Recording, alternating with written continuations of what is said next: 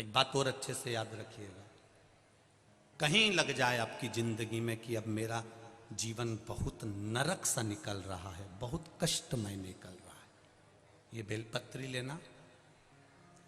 इस बेलपत्री के बीच वाले पत्ते पर पीला चंदन लगा लेना। कितना लगाना है? बीच वाला जो पत्ता है उस पर पीला चंदन। जब आपको लगे कि मेरा जीवन बहुत कष्टमय है, अब ये रोग, अब ये कष्ट दूर ही नहीं हो रहा, अब ये आए दिन तकलीफ पर तकलीफ बढ़ती जा रही है, आए दिन रोग बीमारी, पैसा घर में बच नहीं रहा, बहुत कष्टमय जीवन है, इसमें लगाओ पीला चंदन बेलपत्री की बीज पत्ती पर। महाराज, और बीज पत्ती पर जब चंदन लग जाए, लगने के बाद में ये दोनों पत्ती पर लाल चंदन लगा लीजिए। इन दोनों पत्ती के बीच में जो डंडी का भाग होता है, आपको कहा था, आपको स्मरण में होगा शायद, हमने जब बेलपत्री की महत्वता बताई थी तो उस बेलपत्री की महत्वता में कहा था ब्रह्मा विष्णु महेश ये तीन हैं, बोला था। बीच में ये बड़ी पत्ती से लेकर जो दो पत्तियां होती हैं, इनके बीच में जो जगह बचती है, इसमें मां पार्वती के 64 योगनियां, मां पार्वती अपनी पूर्ण सिद्धि के साथ में जितनी भी देवी के स्वरूप हैं, वो माता 64 योगनियां देवी के स्वरूप में यहां पर विराजमान होती हैं। दो पत्ती के नीचे से जो डंडी होती है नीचे तक, ये पूरी डंडी में 33 कोटि देवी देवताओं विराजमान होते हैं इस पूरी डंडी के अंदर।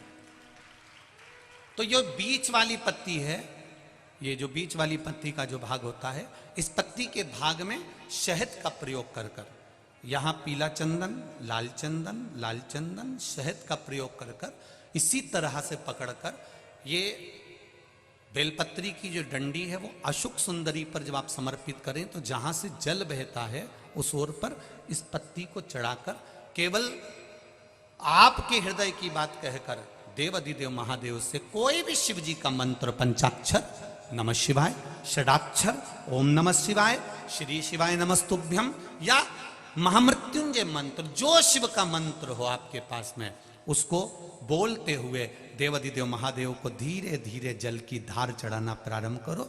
जल की धार जब पूर्ण होने लगे, उसमें थोड़ा जल बचे, तब अशोक सुंदरी पर जो तुमने बेलपत्र चढ़ाई है वहां उस जलधार को चढ़ाएं। ये प्रयोग आपको केवल सोमवार की अष्टमी पढ़ने पर ही करना है।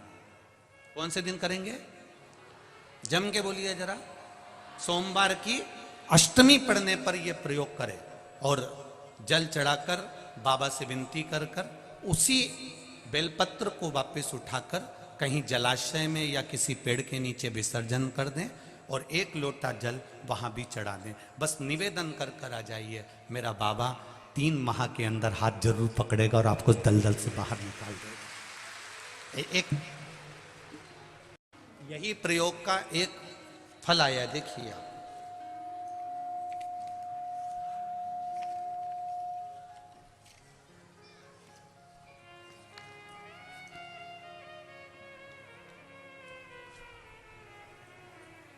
मैं आरती शुक्ला कानपुर से हूँ, गुमरी नंबर 5, गुमठी नंबर 5। भोले बाबा की भक्ति का मैं क्या बखान करूं गुरुदेव, कहीं बैठी होंगी तो स्मरण कर रही होंगी। मेरे पास कोई शब्द नहीं है गुरुदेव।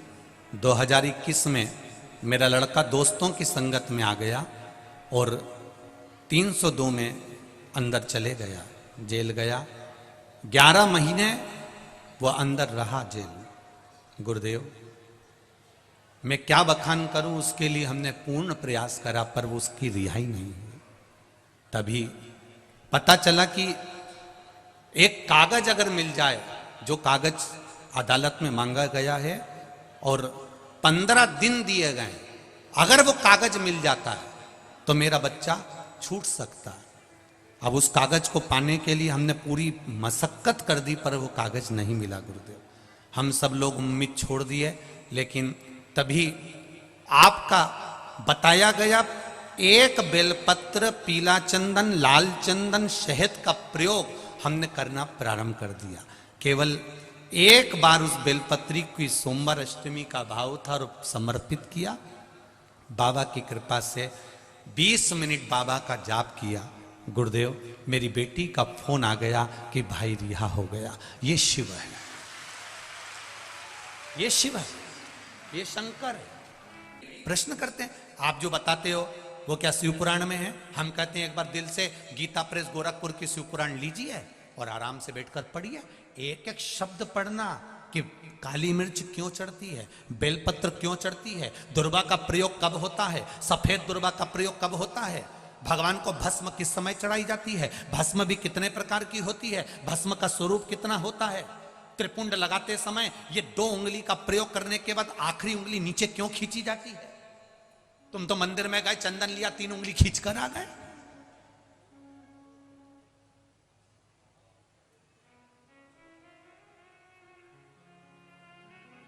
उसको समझो कि उसका कारण क्या है। 2 उंगलियां खींचने के बाद 1 उंगली का चंदन नीचे जब तीसरी उंगली से आता है तो हम नीचे, कितने भी नीचे अगर खड्डे में भी जा रहे हैं और कर्जे में भी जा रहे हैं, नीचे की उंगली अगर हमने बाद में लगाई है तो हमें ऊपर उन्नति की सीढ़ी पर महादेव चढ़ा ही देता है। ये निश्चितता है त्रिपुंड लगाने की।